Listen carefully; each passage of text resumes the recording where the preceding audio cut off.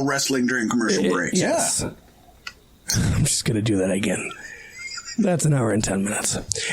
I'm going to go ahead. All right. It will be interesting. It will be interesting to see what various ideas they do to make sure there is no wrestling during commercial breaks. Most obvious would be more 2 out of 3 falls matches, which would get old fast, or DQ finishes and restarts, which it's Stomping Grounds. Stomp that into the fucking ground. Exactly. And it probably won't come off that good on TV. No. There's reason to believe that this new idea will really kill the live crowds worse than they already do with their 3-hour shows. I know WWE wants to be a TV company, but having a dead audience will hurt the TV product as well. For the record, I like the idea of not wrestling unless the audience can enjoy it. It will be quite an art form, making that fit the constraints of the eager sponsors who want a certain amount of sell time at a certain time. Good luck with this one, WWE. It's going to be interesting. Lot to chew on that. The idea, even as you said, the idea is great in theory. In theory. Communism is perfect in theory, you know. Yeah. Cash for gold, Jeff Jarrett told me, is great in theory. Man, this would be. I'm gonna lean towards the what you mentioned earlier, something about lasting a few weeks and being gone. I'm leaning towards that. Yeah, probably. Vince is gonna get really tired of this really fast, and I think it's just gonna cause fan complaints. The thing I can see is if WWE can work with Fox Network and say, very similar to NFL, we pick when our breaks are.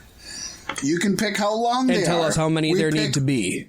Yep, but we pick when they are. So, we have a match that lasts 20 minutes. We stay on 20 minutes. Then we cut to commercial break. The only problem is, like NFL, there might be a 3-minute commercial break. There might be a 13-minute commercial break. But that's about the best way I can see it being, is they say, okay, we're planning. I mean, even better than NFL, because NFL doesn't know when all this shit is going to happen, quote unquote. We know they do, but whatever. WWE can say, okay, we're going to put in this match. That's going to be X amount long. That's when we're going to put in a commercial. How much time do you need for that commercial? Okay, we're going to come back. We're going to do a 4-minute segment instead of a 7-minute segment. And then we're going to put this match on for X amount of time before we cut to commercial break then. If they could sit down and come to terms with that, this could actually work super well, because the wrestling during commercial breaks is not good. It worked when the Monday Night Wars were happening and when internet didn't exist. You know, another thing that would work is just, it's a live program, but it's live in the fact that, I mean, there is commercial breaks, so it runs at a delay, but it keeps going for the people in the stadium, and you could do that. Most live shows run on a 10-second delay already, so why don't you just delay it by whatever commercial break? I don't know. That's just my thoughts. So it doesn't air exactly live. Like, it'll start airing live, but as commercial breaks, then it just staggers it backwards. So live to tape. Yeah. Kind of. Yeah. So they would record a 45-minute show live, is what you're saying, basically, right? Or, yeah, well, however... No, not 40. Let's say it's 3 hours. Yeah, hour and a half. If it was an hour show, let's say they would record a 45-minute show live, but then they would break it up as commercials came. So then it could keep moving for the audience in attendance who paid for those tickets. Yep. But you still have it set up the way you want for TV. I like that. I could see Vince McMahon hating that, though. Honestly. Because it'd be a little bit extra work. Well, just because it's not live. Because by the end of the show, you're going to be 15 minutes off. People are going to spoil it, which, okay, if somebody's looking to get something 15 minutes early, if people are invested in your product, and if people are actually invested in your product, you don't have to worry about that, because people won't have their phones in their hands. Exactly. So I like your idea. I don't see it being put into practice, but that is definitely another one that they could do. I don't know what I don't know what a good. I don't see this as being the linchpin to get ratings back in any way. It isn't. It'll fix something, but it fixes something that doesn't really matter in the long term. Like, I can handle commercial breaks in my matches, but I understand for the live crowd. But still, you're going to fucking, call it a round and then have people stand around for 5 minutes? You know what, Paystee, let's put it this way. Until they get me to want to watch Raw or SmackDown, I don't give a fuck when they wrestle. Work on getting me to want to watch it and then fix the little problems. Well, but again, if this is a Fox call, which it very well could be, and it kind of seems like it would make sense. It's in line with what Fox wants. They have to do something about it. And it could be something that's maybe just for SmackDown even. Yeah, it could be. Well, they employed it on Raw this week, though, so that's the weird thing. I mean, just to get it in practice. But they're trying it out, you know. I mean, what if it's just a SmackDown thing and it makes it interesting? What if SmackDown has rounds or you know, multiple... Yeah, I don't know. You could play with things. You can make it work. Let's put it this way. A creative person can make this work. Yes, and actually right now when you're at the bottom of the well when it comes to the ratings and ticket sales, now is your time to fucking experiment. Can anybody say Attitude Era? Right, yes. Remember, they were literally repossessing the water coolers from WWE studio or from their Titan Towers when WWE was coming up with Stone Cold Steve Austin and the Vince McMahon character in DX. So yeah. Exactly, Paystee. That's what it is. This is the time to do it. Yeah, experiment, get weird. I mean, everybody thought this 24/7 title was going to be bad, and it turns out to be the best thing for your product currently. What they're doing is they're on the right path. I think you need bigger changes than what you're doing. And they have to commit. Yes, and they do seem committed to Bray Wyatt and the Firefly Funhouse segment. And that's got me really excited going forward. I'm not going to tune in until he's actually there doing shit. I'll tell you what, though, Paystee, for the folks that were tuning in, if they were really eagle-eyed, or if they record every episode in freeze frame constantly, which obviously some on the folks internet, did, because it's pretty somebody had to find it, though, right? Yeah. Somebody's freeze framing every second of this shit. During this week's Raw, Abby the Witch was in the background of a buffer segment that saw The Miz getting ready to come out for his Miz TV segment. But Paystee, wait, there's more. Really? That wasn't the only Firefly Funhouse reference on Raw, as Mercy the Buzzard was in the background of a backstage segment with Kofi Kingston, the WWE Champion. Oh, shit. But wait, we got an add-on.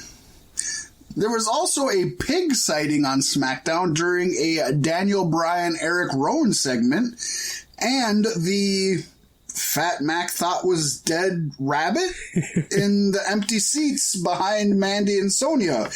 No, the rabbit can't be dead. None of them can be dead because they're in purgatory. They just come back. Didn't he make jelly, He did make jelly. Or jam or something? But the punishment is they keep coming back. Okay. So, there you go. So, this is kind of cool. I like this. I hope there's more to this. I hope, either he's going to help or hurt these people that they're popping up in the segments of. I hope he stays off for 6 months or more. I know you do. And just keep doing these little things. I fucking love this. The thing is the longer they keep him off, the longer it's going to be till I'm willing to turn in. Because I'm not tuning in until either... As soon as he steps in a ring... It's over. You know that, right? Maybe. History tells us as soon as he steps in the ring, it's fucking Unless over this for is him. the golden gimmick that actually gets him over. It's not. Did you not see Sister Abigail? It's happened to so many people, though. Did you not see Sister Abigail? Ask Cody Rhodes if this is what's fucking good for him. I just want him to stay in the back. He's doing This is awesome. We're talking about this. People are freeze framing Raw to find these puppets. Do you think anybody's going to be rewatching a fucking Raw Bray Wyatt match against Eric Rowan or against fucking Kareem Abdul-Jabbar or whoever the fuck they're going to put him up against? No. I love him. I love him as a wrestler. I think he's super talented, but this is the best he's done, and I want them to just fucking... I don't want him to just blow their load. Yeah, but if they wait too long, Vince could get bored of it and just shoot the gimmick when it comes out anyway. You know what I mean? That could be the best thing for Bray. Just let him go somewhere where he's appreciated. I really think he belongs in WWE, but he belongs at the top. He does. He could be best used. I mean, I've said it since the beginning, as a replacement Undertaker, but nothing like the Undertaker. Just that face of horror. It would be great if they could bring him down to NXT or somewhere else where he could actually get to be a main guy and still get to show off his creativity. You know, they're working with Evolve lately, Paystee. Yes, they are. As a matter of fact, Evolve's 10th anniversary celebration, Evolve 131, is Saturday, July 13th, and will stream live on the WWE Network beginning at 8 p.m. Eastern, 7 p.m. Central Time. I wonder why. That's huge. Why is Evolve on the network on Saturday? What's on Saturday? Fyter Fest. Yeah, but it's not at the same time, is it? Fight for the Fallen? Yeah, Fight for the Fallen. Fight for the Fallen, yes. They're very close in the name. They're fighting and they're festing. They got 2 Fs, they got fight, you know. Be a little more creative, AEW. That's what happens when you got 4 EVPs. They just, I got this great idea. Gosh. It's kind of a spun off of your idea. Oh shit, we're going to run with it. But we're just doing it. It's going to be airing from the former ECW arena. Which is badass. Yeah. The special show will feature Matt Riddle versus Drew Gulak, which will be great. Yes. As well as NXT champion Adam Cole versus Akira Tozawa, which will be better. I don't know, man. Drew Gulak is really good. Matt Riddle, though, I guess, yeah. Well, they're all good, but come on, Adam Cole and Tozawa, that'll be fun. Like, it'll be a lot of fun. In WWE constraints. Yeah. I spooged it a little. I'm sorry. But what could make Adam Cole versus Akira Tozawa even better than just a singles match? Well, what if the NXT title was on the line? Oh, I just blew it. Oh, fuck. The load just went. It's going to be a good one. I'm calling it now. Cole's not losing to Tozawa because Tozawa couldn't even win the 205 Live belt. And if Tozawa does beat him, then Cole's not going to the main roster. Sorry. So why would WWE put Riddle, Gulak, Cole, and Tozawa all on an Evolve show? Is it just because it's their special anniversary? I'd have to assume it's because it airs against Fight for the Fallen, and it's just WWE. It could be that, which is probably true, but also, Paystee, all 4 men are actually former Evolve competitors. Well, that's really awesome. They have history in Evolve, so that is really cool. So, is there a chance that this could just be the first of many Evolve shows on the WWE Network? You know, obviously, this is because of Fight for the Fallen. We know that. I think it's really funny that they're having NXT UK take on AEW. They're having NXT take on AEW. They're having Evolve take on AEW, but they won't put Raw and SmackDown up there to fucking lose because they know they will. Because they know they will. My main question is, first of all, I think this is awesome for WWE Network, for it's fans, really good for Evolve, because for I'll still check this out. I'm not watching it live, but I'll still check it out later. Exactly. I won't watch it live either. I'm going to watch Fight for the Fallen live for free. For free. Thank you very much. But it makes me wonder if WWE didn't see that Evolve's show was going to be then, or if WWE didn't tell Evolve to put their show then. It'd be interesting if any news comes out on that. And probably nobody will know, so news won't come out. But that's just the biggest question in my head. Did WWE see this was happening and decided to strike? Or did WWE say, hey, your 10th anniversary show is sent to air 2 days before Fight for the Fallen. What if you aired it on Fight for the Fallen? And they're like, please, God, no. And we'll air it on our network. I mean, if WWE says they're going to air it on your network, you'd wait fucking a year and a half. Yeah.